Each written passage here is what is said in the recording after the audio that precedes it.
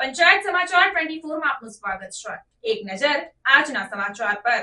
દાહોદ જિલ્લાના લીમખેડા તાલુકામાં 16 મોટી બાંડીબાર તાલુકા પંચાયત સભ્યપદના ઉમેદવાર રંજીત પપ્પુ દલસુખભાઈ પરમારના ડોર ટુ ડોર પ્રચાર માટે આમ આદમી પાર્ટીના ગુજરાત પ્રદેશ સંગઠન મંત્રી નરેશભાઈ પી બારિયા અને તેમની ટીમે જોરદાર પ્રસાર કરવામાં આવ્યો હતો। લોકો તરફથી સારો પ્રતિસાદ મળી રહ્યો છે।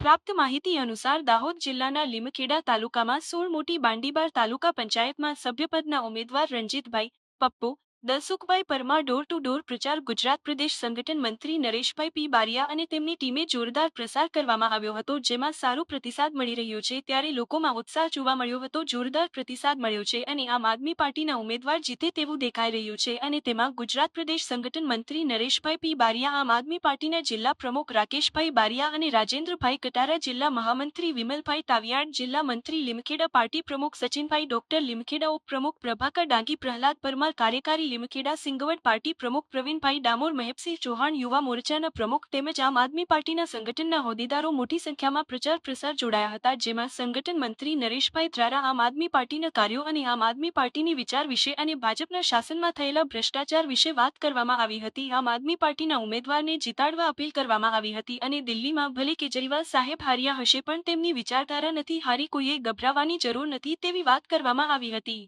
આજ રોજ બાંડીબાર તાલુકા પંચાયતની પેટા ચૂંટણીમાં અમારા આમ આદમી પાર્ટીના ઉમેદવાર રણજીતભાઈએ ડોર ટુ ડોર પ્રચાર કર્યો છે અને અહીંયા બાંડીબારમાં ખૂબ સાથ સહકાર મળી રહ્યો છે। જ્યારે હું આ બાંડીબાર તાલુકા પંચાયતની જનતાને આ મીડિયા મારફતે જણાવવા માંગુ છું કે અમારા જો પપ્પુભાઈને તમે જીતાડશો એટલે સમજી લો કે ભ્રષ્ટાચારનો પહેલાં પહેલો તો ડામ દઈશું। પહેલાં ભ્રષ્ટાચારીઓને આપણે ભ્રષ્ટાચાર કરતા બંધ કરીશું અને સાથે સાથે જે પણ વિકાસના કામો છે તમામ કામો, બોર હોય કે બોર મોટર હોય કે કૂવા હોય કે ચેકડેમ હોય કે હરેક વસ્તુ દરેકના ઘેર પહોંચે એવી અમે તમામ પ્રકારના પ્રયત્નો કરીશું। અને આજે બાંડીબારમાં અત્યારે રસ્તાના પણ ઠેકાણા નથી, એ રસ્તાઓ પણ વ્યવસ્થિત બનાવીશું। તેમજ જે ભાજપના કાર્યકરો છે એ લાખોપતિ કરોડપતિ થઈ ગયા હોય ભ્રષ્ટાચાર કરીને, તેમને પણ અમે કહેવા માંગીએ છીએ કે અમારી આમ આદમી પાર્ટી જ્યારે પણ બેસે ત્યારે તમને પણ આજથી જ કહી દઈએ કે તમે ચેતતા રહેજો, એટલે અમારી આમ આદમી પાર્ટીને જીતાડો એવી તમને અપીલ છે। આપણું નામ છે? મારું નામ છે નરેશ બારિયા। ગુજરાતના તમામ આમ આદમી પાર્ટીના કાર્યકરો તેમજ તમામ જનતાને હું કહેવા માંગુ છું કે આજે કેજરીવાલ દિલ્હીમાં હાર્યા છે અને એના ભાજપવાળા ખૂબ મજાક ઉડાવે છે, તો એમને કહેવા માંગુ છું કે તમે સમજી લેજો અમારી આમ આદમી પાર્ટીની જે વિચારધારા છે, જે કેજરીવાલની વિચારધારા છે એ હારી નથી। કેજરીવાલ ભલે હાર્યા હોય પણ એની વિચારધારા હારી નથી।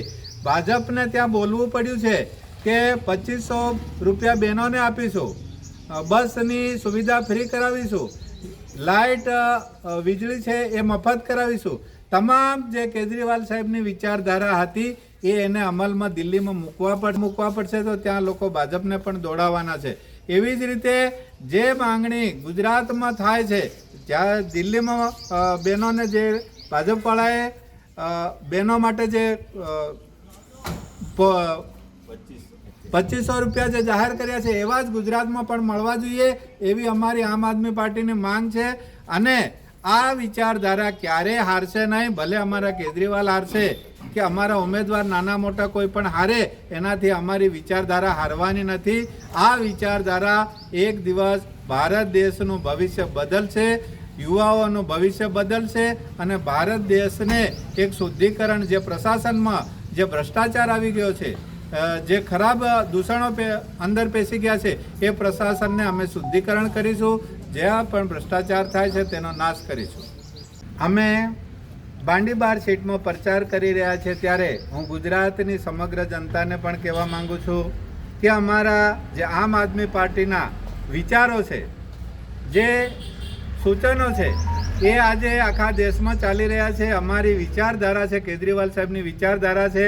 ભલે કેજરીવાલને આ લોકોએ હરાયા હોય, લગભગ બધા સાંસદ સભ્યો એની સીટમાં જઈને પ્રચાર કર્યો છે અને ખોટા પ્રચારના કારણે અમારા કેજરીવાલ સાહેબને તો એ હરાવી શક્યા છે, પણ એમની જે સોચ છે, જે એમના વિચારો છે, જે જનતા સુધી એ વિચારો પહોંચી ગયા છે.